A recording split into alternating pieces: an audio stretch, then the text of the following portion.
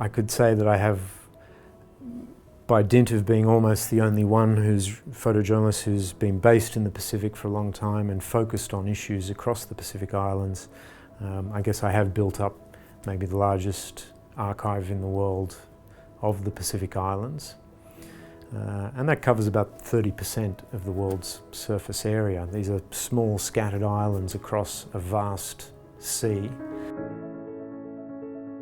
There's a bunch of reasons why it's important to photograph these things.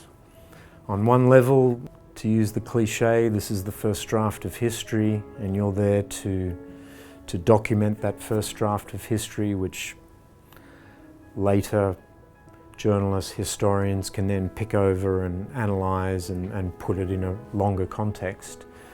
So you're there to get the initial story.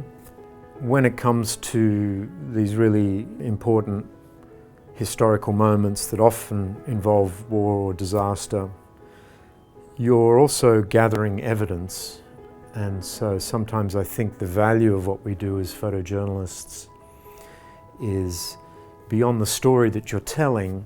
At a deeper level, you're also providing irrefutable evidence of events that have happened, so that governments can never say, this didn't happen. I can say, yes, it did, and here is the evidence. Because often people at the time, your subjects may be, as I say, distressed, and you wonder whether you're adding to their trauma by being there and documenting it.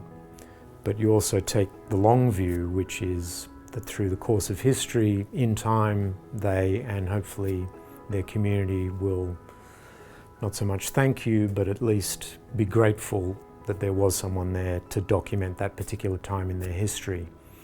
So it's about gathering evidence when it comes to human rights, to massacres, to particular events in history that we need to look back on if we're going to understand anything from history.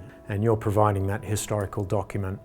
Academics can argue about it, in later years, but you can't argue with compelling evidence.